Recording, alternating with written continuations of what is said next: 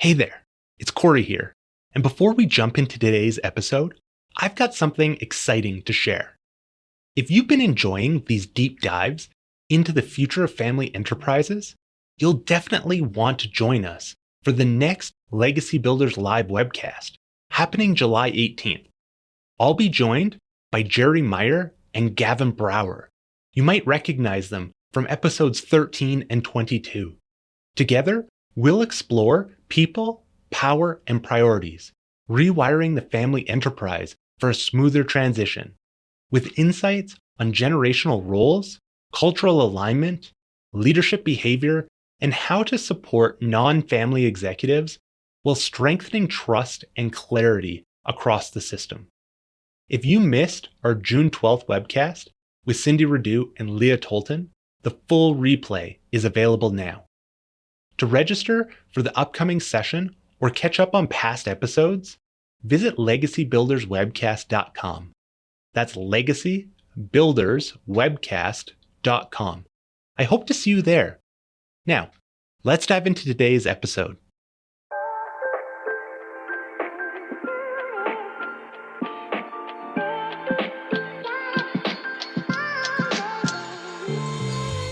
Welcome to Legacy Builders, Strategies for Building Successful Family Enterprises, brought to you by Beacon Family Office at Asante Financial Management Limited. I'm your host, Corey Gagnon, Senior Wealth Advisor, and on this show, we explore global ideas, concepts, and models that help family enterprises better navigate the complexities of family wealth. Today, we welcome Jane Beddall, founder and principal of Dovetail Resolutions, LLC. Jane brings deep expertise in navigating communication and conflict within families and enterprise settings. A certified conflict coach and mediator, she integrates transformative practices to help families move through challenges with clarity and care. Jane hosts the long-running podcast, Crafting Solutions to Conflict, where she explores practical approaches to conflict. She holds degrees in economics, law, and public policy from Trinity College and the University of Pennsylvania, and is certified by the Family Firm Institute in both family business and family wealth advising. My goal is to be the most curious person in today's conversation with Jane, as we look at how conflict shows up in family enterprises and why it's often misunderstood. Jane brings a grounded perspective on how families can navigate disagreements with intention and respect. We'll touch on how families can distinguish between healthy disagreement and deeper dysfunction, explore the role of timing and environment in tough conversations, and look at what it really means to build a culture where every voice matters. Now, let's dive in.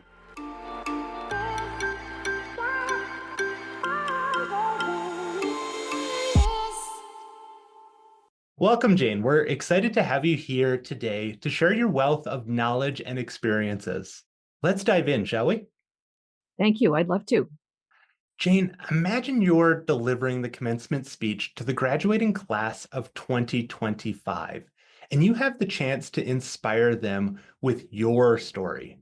How would you begin your speech to convey the incredible lessons and expertise that you've gained along your career? Well, as you know, Corey, my career is all about helping families deal better with conflict and communication. So that would be my focus.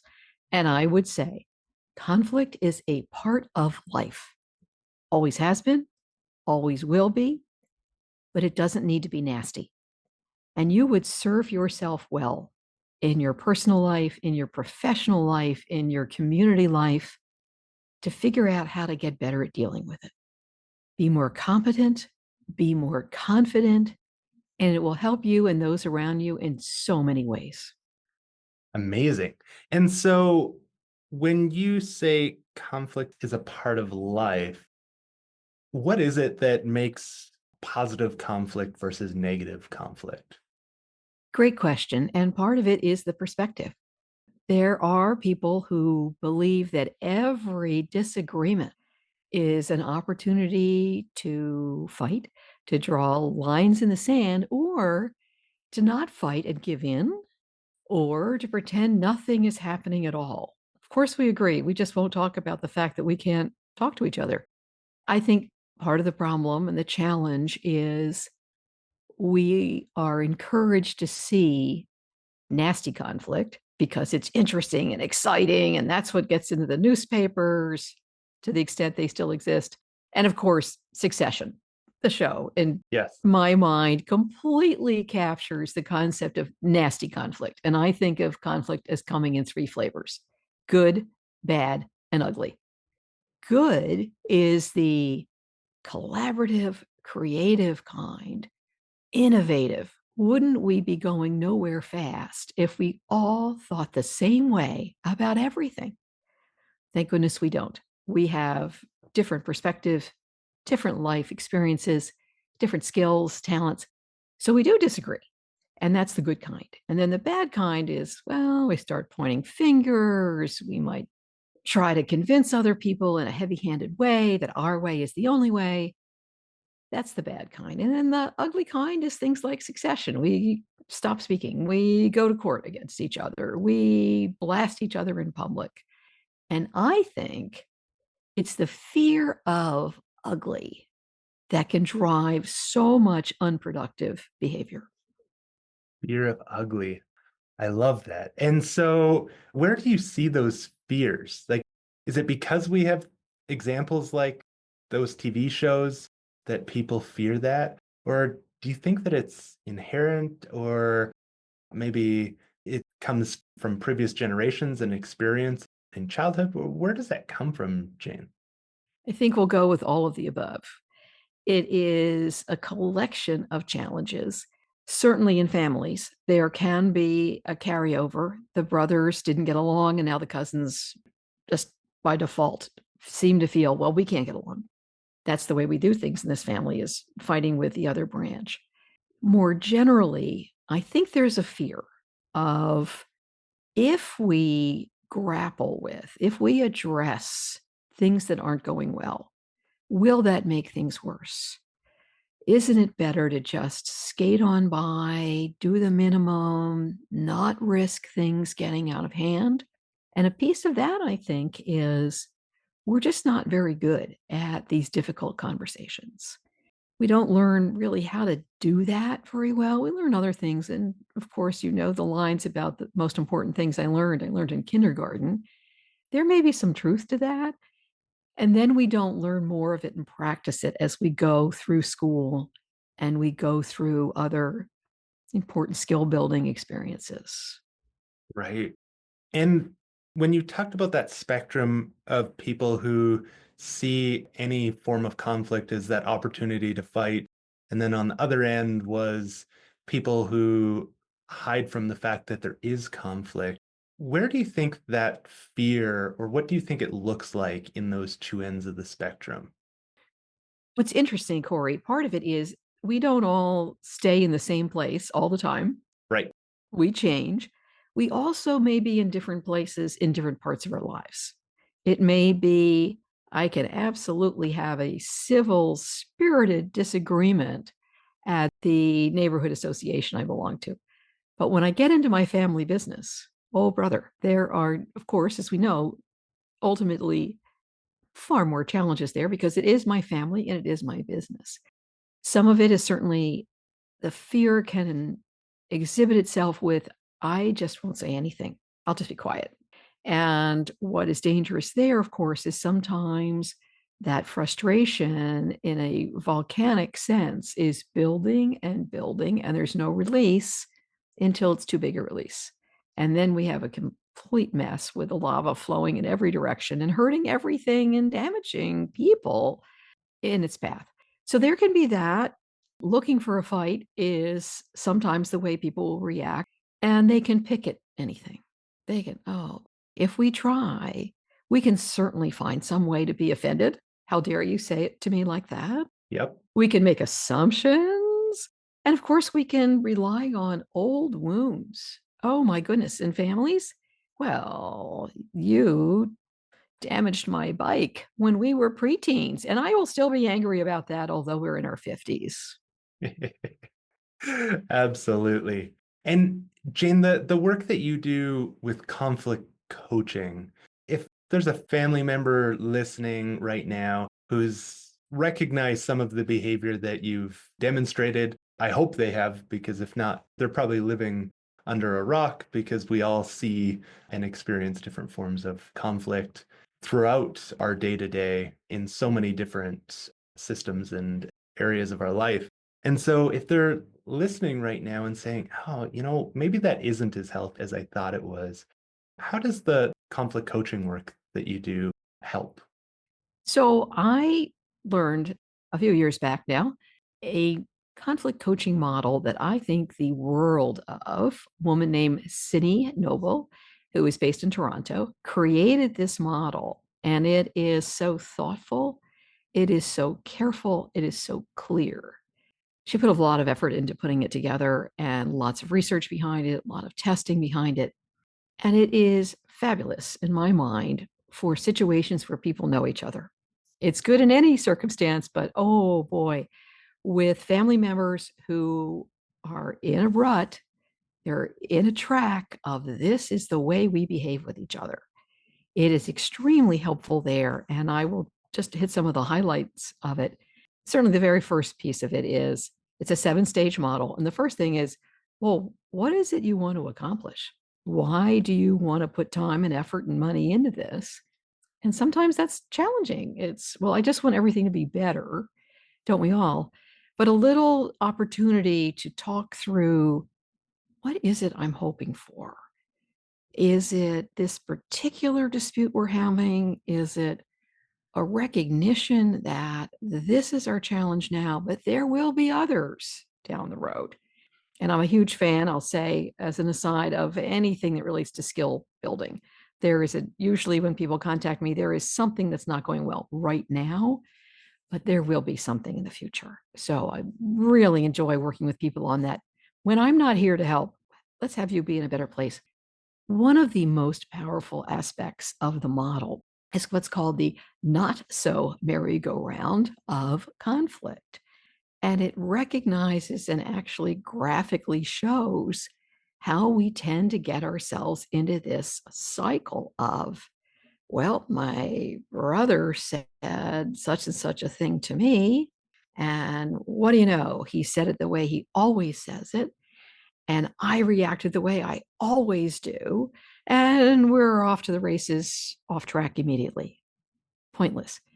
So the idea is, and what I love in this coaching model is because it's really about two people, it's about yourself and the other person, or the OP, as we'd like to say. The client gets to play both roles. So, how would I say what needs to be said to lead us to a productive conversation in a way that does not immediately set off my brother? Because I really know how to do that. If I give myself a moment to think about that, I'm very good at that. Literally practicing how to say it so it rolls off your tongue. And sometimes a client will say to me, well, Jane, what should I say? Then my response is, it's really not at all relevant what I think. I don't know your brother, and I'm not going to be there when you're having this conversation. So it's practicing, how do I say it? What do I expect comes next? And then reversing roles. I have to think about how to not set off my brother. I have to also know that he's going to say those things that make me crazy. Oh, wait a minute. He's going to say those things that don't have to make me crazy. I love that because you can't control the other person. So Absolutely. to switch those seats, Jane, is fantastic. And to just say, all right, I know he's been saying these things to me with that tone or that face or the rolling eye, whatever it is, does not mean I have to lose my mind.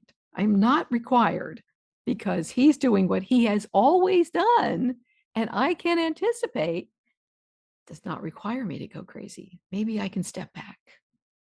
I love that. And so, Jane, when you said when you're not there to help, so I love that because so often people become dependent on the advisors or coaches or consultants that they work with.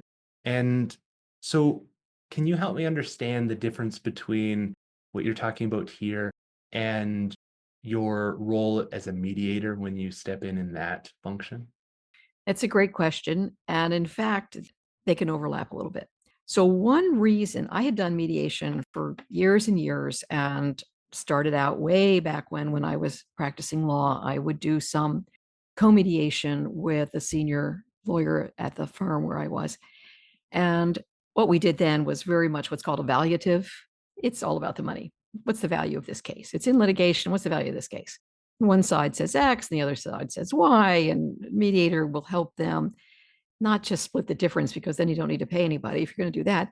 But it's a little more nuanced of, well, let's talk about the fact that you have a fascinating and novel theory. This state has never recognized that theory. So maybe that's not a winning idea, and you may not do as well as you think. Or, yes, you're going to win in the sense that the verdict's going to go your way. You're not going to get the money you think you are. Let's get a little more realistic. So that's one kind. It's called evaluative. The next kind is called facilitative. And that is, we have to figure something out. And they may, as is true with evaluative, there may be people who don't know each other at all. There's just, I don't know you. The example I like to give is there is an established neighborhood, and then across the road, there is a vacant lot which is going to be built up with houses. Every morning begins with the beep, beep, beep of the trucks going backward into this new development that's being built. The people across the street find this to be a horrible way to start every single day. A facilitated agreement that could happen through mediation would be something like, all right, until 9 a.m., those trucks go the long way around. It takes them more time. It's not as convenient. But the beep, beep, beep doesn't begin until most people are at work, most people are at school. We can just find a way to make this less miserable.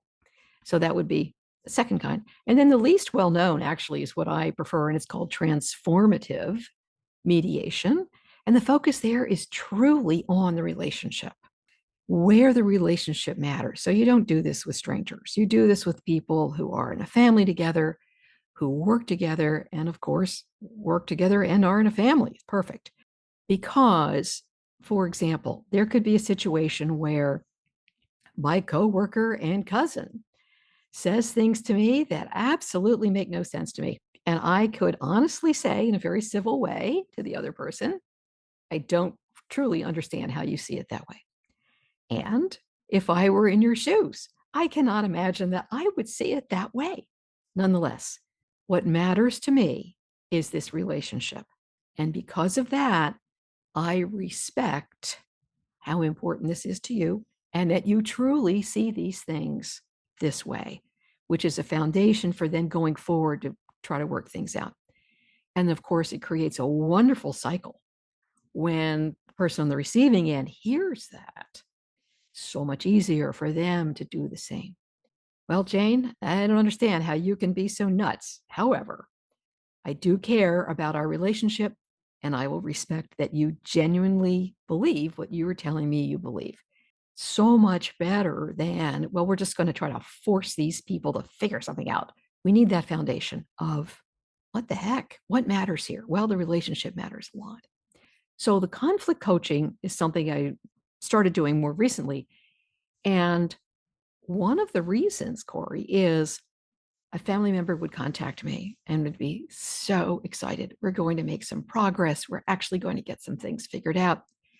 And then at least one other essential person wants nothing to do with it. They're not doing this. So obviously very deflating for the person who contacted me. And sometimes they won't even talk to me, the other person, about anything because no. And not infrequently, that other person feels I have the upper hand. Why would I be making any changes? And perhaps the relationship does not matter enough for that person, or they are not in enough pain yet. They may later be in real pain over, wait a minute, is it money? Is it my spouse saying, work this out? I'm sick to death of you coming home angry every day from work.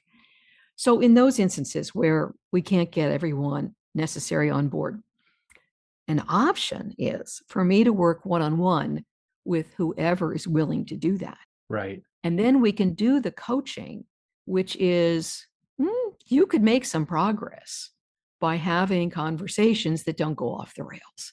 So that would be the conflict coaching can stand alone. If I am involved in mediation where there is some kind of actual dispute right now, usually, I will insist on at least a little bit of coaching so that there can be a recognition of, we are really not going about this in an effective way, getting a little venting out of the way if that's important, and starting on that skill building idea. I'm here to help you with this issue right now, but I would like to see everyone leave a little better off in handling things on their own. And so, Jane, imagining somebody who's in family system, you mentioned going home and venting to a spouse. Maybe it's, a parent, somebody who's protective of that person, and they're seeing this conflict. How could that person maybe approach these two or approach the person who they're supporting and protective of and suggest one of these two approaches that you're mentioning? Well, I would say, unless there's a strong relationship with both, I would not encourage approaching the other person, but only the one that you were quite close with. Yeah. And in that, I was thinking maybe, a mother and her two children. And it's so tough because she's then in a tough, crazy position sometimes. So that is really hard. And sometimes that's the mother who reaches out to someone like me or me Right. and says, "This is not working. We're going to destroy the business." And they hate each other and we can't do Thanksgiving anymore. So this is not working for me as a mother or as a person who has, as you say, it can be quite interesting. We've talked sometimes about shareholders Yep. and stakeholders. There may be the person who does not have a vote. Boy, do they have influence. They really care what's happening in the business. So, what I like to do as a suggestion is if you are aware of this conflict going on and you care deeply about how this thing rolls out and you care about the damage it's causing, the people who are in it may have gotten themselves into this for so long or so deeply, they're not really thinking about the damage. They are holding on to their positions. And sometimes they're very, if you will, objective things. They're data driven. I'm right because of XYZ. They are not taking in the fact that this is truly doing me harm. And I would encourage the supportive person, as calmly as possible, to have a conversation about, I'm worried about you. I would like you to live the best life you can. From what I'm seeing, you're not there right now. Right. You're in a tough spot. So let me digress for a second and say one thing I like people to really think through is if you're going to have a challenging conversation or you think it might be, set things up as well as you can for success. For example, there are people who there's no way they should be having important conversations at 9 o'clock in the morning. They ran into the office. They are beyond frazzled. They don't know which end is up and which child got dressed for school appropriately and which one didn't. And oh my gosh, it's all they can do to make it until 10 o'clock without breaking too many things. The other end of the spectrum, there are people, and it certainly tends to be true with older people who may be having a little bit of cognitive decline. They're not gone. End of the day is a tough time. That's not the time to have a particularly emotional conversation or one that requires some very serious thought about important issues. More generally, where are you going to have this tough conversation? Are you going to be able to do it in person? Well, maybe not. Sometimes that's not possible. They're on opposite sides of a big country. What's the best way with this particular person? Is it phone? Is it video? We're all different about what works. And if it's someone you know, think about that. Think about the day of the week, the month of the week. If it's a family business, you may have an awareness that, oh, no, no, no, we don't do anything complicated the third week of the month. That's the month where we get the product out the door, we revamp, we do something, and we don't need to take this on then. But those were just some ideas about you just don't jump into it and say, okay, I've had it. I got to do something. Right. And so, Jane, thinking about the pain, you mentioned, there's nothing immediate in my face that's saying it hurts enough. How do we create that urgency in a way to maybe stop the collision? We can see that coming And we really just want to ensure that it doesn't get to that point where things become destructive. Great question and tough. It is tough, especially if you feel like if you're conscious of or have some inkling that you're winning in some way. Why would I change a thing? Everything's working for me right now. And it may require taking some time on your own or with someone else helping you to look at all those intangibles. It could be, okay, we're making money, but if we keep up like this, it's not going to work. It could be, oh, I just missed something really important in the family because I was so wound up at the office.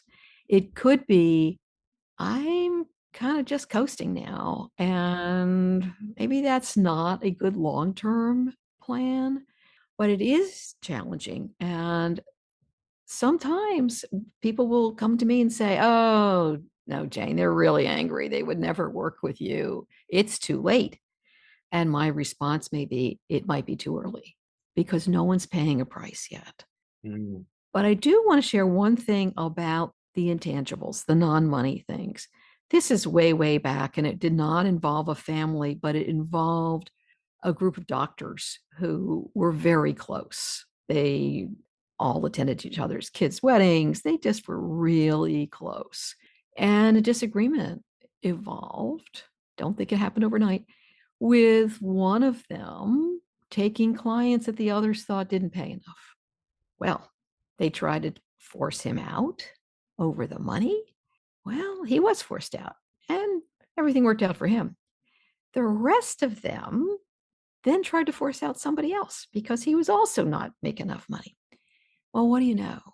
Not only did they start wasting a lot of time and money on the fighting, at least two of them developed significant health problems.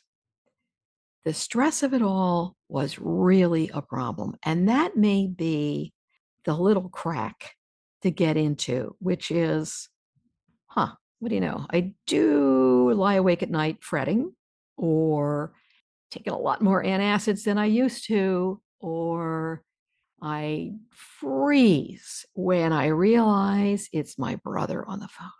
Yeah. Is that a way to live? Definitely. And Jane, I want to switch gears a little bit and go back to good form, healthy conflict. And thinking about, maybe we've got somebody on the family council who's listening, or maybe on the board, and they're saying, you know what? I want to cultivate healthy conflict. I want to make sure that everyone's not just agreeing because they're avoiding conflict. And so thinking about maybe some systemic change and creating that environment where the stakes don't seem so high that we can't have that healthy banter. How can we cultivate that environment? I think you're hitting all the right words, Corey. It's environment and it's cultivating. To me, it's a culture of this is the way we do things in this family. If the culture is the patriarch makes decisions, period, everybody else can be quiet. And it can then evolve to the next generation. Well, we have two people make all the decisions, or three people, and nobody else really needs to weigh in because it doesn't matter. If you set that kind of culture, it's going to be very hard to allow anyone to even dare to raise their hand because it's going to be slapped down and maybe you pay a price for speaking out. I think a couple of things are important. One is having that whole concept of we're allowed to talk. Sometimes we talk about everyone wants to have a voice, don't we all? We want to be heard. We want to be heard in a respectful way. Absolutely. And that's more than active listening. That's a bigger picture than the skill of active listening. It's no, we really do want to hear from everyone. And of course, what's fascinating then is sometimes, never thought of it from that perspective. That person who I was tempted to shut down has a really great idea. That person may also become someone who down the road is going to be a big decision maker. Let's let them start to have a voice now. In a structural sense, it can be valuable to start to give roles to people who are younger. And not younger is sometimes not exactly what we mean. What we mean is the next generation. And in some of the larger families, they're not younger, they're older. It's, Right. it's just the Yes. way it's rolling out in that family. but allowing people to be involved in some way, to get to see some things. And it doesn't mean they need to know every detail that they are not in some sense entitled to know, but having a role, because once we have a role of some kind, we have a vested interest in the success of this family and of this family enterprise, which is a great thing. And certainly there's nothing that could ever be bad about that. I'm very keen on creating opportunities, spaces for communication. Frequent communication is a great thing. And sometimes it doesn't have to be terribly complicated, it doesn't have to be terribly profound, but just this ongoing, oh, okay, I remember you. I know you. I know what you're like when you're really irritated about something. So, because we've had those ongoing communications and exchanges, I don't have to be freaked out about the possibility that, oh, this is going to go beyond irritation to full blown anger because I know you a bit. We have this foundation. And Jane, thinking about that culture where thinking about voice and vote, that vote is centralized or concentrated in some way. And, maybe we've got some siblings listening and saying, just because our parents did it this way doesn't mean that we need to do it. And you mentioned that sometimes that next generation isn't young. And so maybe we're embedded in some of those behaviors. Some of those are very much entrenched in our learning. How can they say, you know what, maybe these cousins that are here that we're really working hard to have them involved, we want to give them some voice. Where would they start? Where have you seen a good example where they've given something that maybe the risk seems low? I think in being involved in planning an event can be helpful, or a part of an event can be helpful. Certainly, we know families that get involved with philanthropy and they find ways to allow the younger folks to have a role in learning the process, learning how you do this, which is not just we're going to give you however many $1,000. We're going to say, how did you decide it was puppies and kittens? We weren't surprised, but how did you make the decision? Allowing people to learn as they go. And I think what can be so challenging sometimes is with this idea of, oh, I individually think, well, maybe we should make a change. We should open things up a little bit, but we've always done it this other way. And I don't even know how to start the conversation. Well, maybe I know who my kindred spirit is. And the two of us talk about, well, how would we go there? How do we even raise this? Honestly, Corey, if someone is listening to your podcast, that can be the catalyst. So, what do you know, Joe, whether that's a man or a woman? I just happen to be listening to this cool podcast about family enterprises. And I was thinking that maybe it'd be appropriate for us to take another look at the way we do things, because sometimes there needs to be a reason to bring this forward, to put the energy in, and to avoid a, wait a minute, should I be suspicious because we're not on great terms that Joe and Jody have decided to bring something up? What are they up to? Well, no, we heard this. There are just a lot of people out there who work in this advisor consultant world who recognize families don't have to be miserable. Right. Absolutely. And Jane, thinking about our listeners, and I love that you brought that up, they tend to be lifelong learners. And so thinking about somebody who really wants to maybe dive a little bit deeper into healthy conflict and some of their tendencies when it comes to conflict and identifying, biases and patterns, are there resources available? There are so many, I wouldn't know where to begin.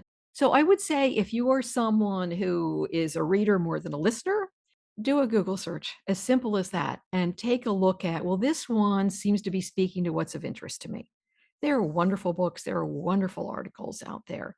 And of course, the shameless plug is if you are a listener kind of person, then you should be listening to my podcast, which touches on all kinds of different things, all of it related to conflict and communication in some way. Some of my guests do the type of work that we do, and they have insights about conflict from that perspective. And some of my other guests have no idea what we do and don't do anything like it, but they are conflict specialists who have particular thoughts, experiences, theories to share about how do we do this being human thing without blowing everything up.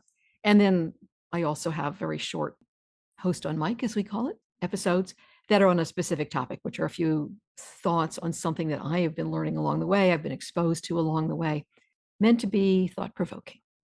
Fantastic. And Jane, on that note, as we near the end of our conversation today, there are a few questions that I ask each guest before we wrap up. Are you ready for the tough ones? Bring them on. All right. What is one key strategy that you believe is most essential for building a successful family enterprise? One word: communication. Great. And what is the most common challenge that you see family enterprises encountering when it comes to wealth transition and generational continuity? You know my perspective. So it's going to be that conflict that's happening that is unnecessarily nasty. There can be tough things out there. Sometimes it really is going to be a tough situation, but it is even possible to split up the business without destroying the business and hating everyone. So that's the real challenge. And I think what you need to do is talk more often, talk more openly, create a regular space for communication, which is to say, don't wait until everything is gone absolutely to hell before you start engaging. I love that. You mentioned something that I'd love to just touch on. Uh, Potential outcomes. You made mention of the business could possibly split. And where do you see that come up as a strategy where maybe the conflict is happening, they haven't really dove into what are the opportunities here or potential outcomes that could be a win for everyone? And I think partly there's fear right there. If we start talking about this, oh my goodness, what does that mean? And what are we going to do? So there needs to be an understanding that we're not pointing fingers. We're not saying we're a bad family. And sometimes people will contact me and they say, oh my goodness, I can't believe we're fighting. We should be so grateful.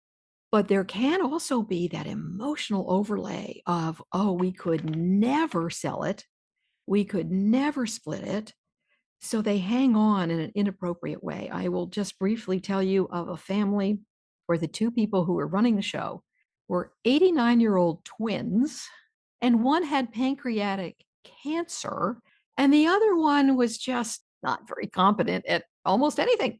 And the competent one with cancer was distraught over the idea that they might have to sell the business, and that would be failure. They have let down their grandfather. Well, how many years ago the grandfather died? These two are 89. And I had to work with them about the fact that there is no failure here. Your children have not entered the business, but boy, have they followed their passion and their love.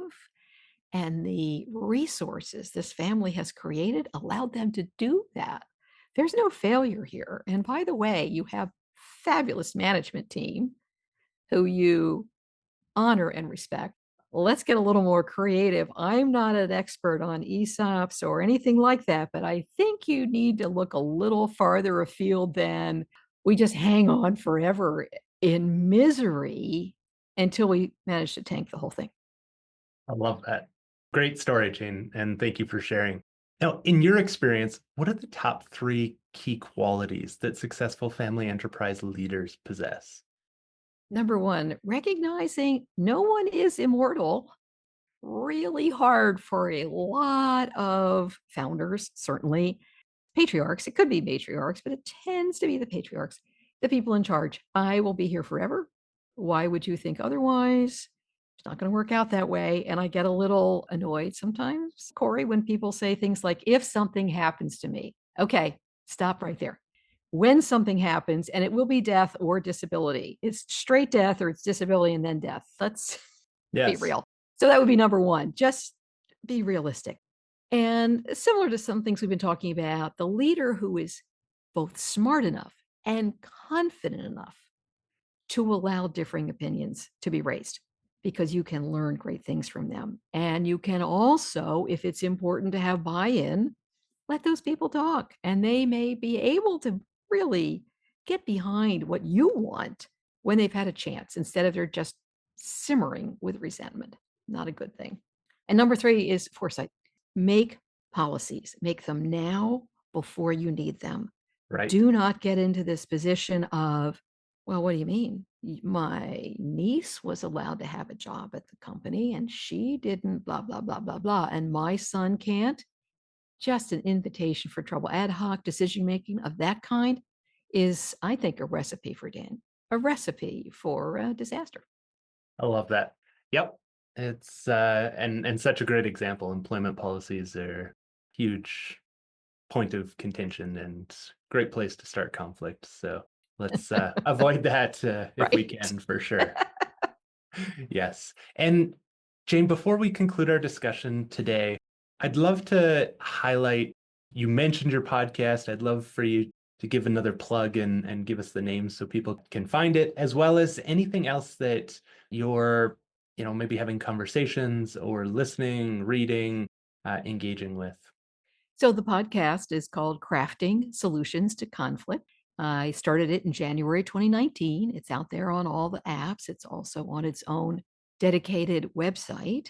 And my company is called Dovetail Resolutions. You can find it at dovetailresolutions.com. And my name is Jane Beddall. And if you can spell it right, which is a challenge sometimes, but it is 2 D's and 2 L's, you will find I am the only one on LinkedIn in the United States. There are a couple of gals in the UK who are not active, but I'm the main one. As far as reading and listening, I hop around, to be honest. I go over in this direction, and to some extent, I am guided by my guests. I get wonderful book pitches, and I get immersed in their book at the time. So I have yet to have a podcast guest who had a book to offer that was a clunker. They're different. Some are very detailed and dense, and some are, whoa, read that in an hour and a half. But it did have some fun things to think about, presented in a very accessible way. So I'm all over the map. Amazing. And I wanted to make sure that we covered everything today. Is there anything else that you came in today wanting to share with our audience that maybe we didn't get a chance to touch on? I think we've covered a lot of important things, and I appreciate the opportunity to talk with you. Well, thank you, Jane. I also appreciate you taking your time and all the experiences and expertise that you've shared with us today. I've learned a lot in this time we've spent together and found it valuable. And I know that our guests will also find your contribution very valuable and will be grateful for it. So thank you. Thank you for your kind words.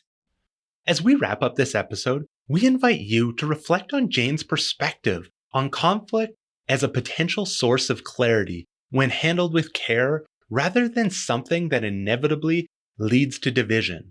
Whether you are part of a family enterprise or provide consulting to them, Jane's approach offers a practical reminder that building a culture of open communication starts well before the tough conversations and often shapes how those conversations unfold. Throughout our discussion, Jane brought clarity to the often misunderstood role of conflict in family enterprises. She reminded us that conflict is not all the same. It can be constructive, it can be damaging, and at its worst, it can become what she called the ugly kind.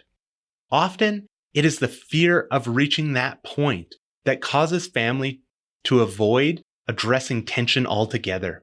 Jane also shared how structured tools such as the synergy conflict coaching model and transformative mediation can help families interrupt unproductive patterns that turn conflict into progress. Her emphasis on preparation, from timing to environment to tone, offers a practical approach to more effective communication and stronger long-term alignment.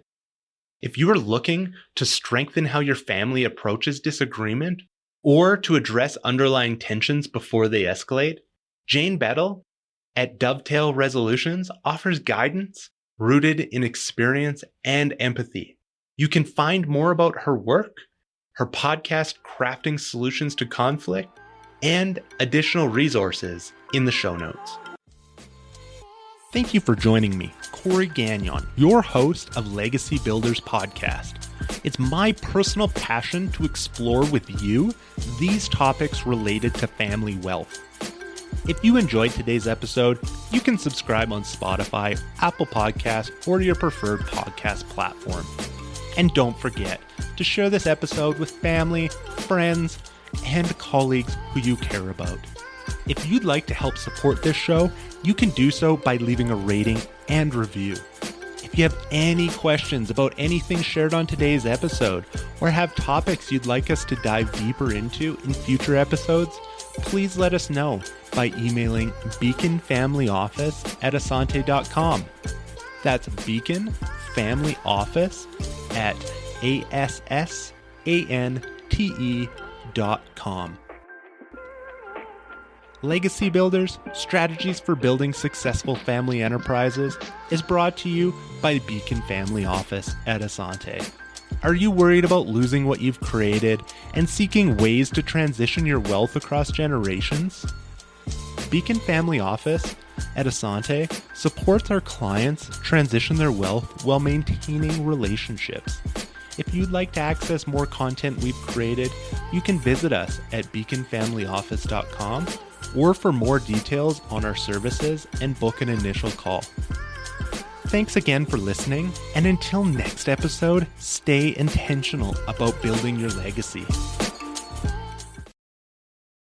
This program was prepared by Corey Gagnon, who is a senior wealth advisor with Beacon Family Office at Asante Financial Management Limited. This is not an official program of Asante Financial Management, and the statements and opinions expressed during this podcast are not necessarily those of Asante Financial Management. This show is intended for general information only and may not apply to all listeners or investors. Please obtain professional financial advice or contact us at beaconfamilyoffice@asante.com or visit beaconfamilyoffice.com to discuss your particular circumstances prior to acting on the information presented.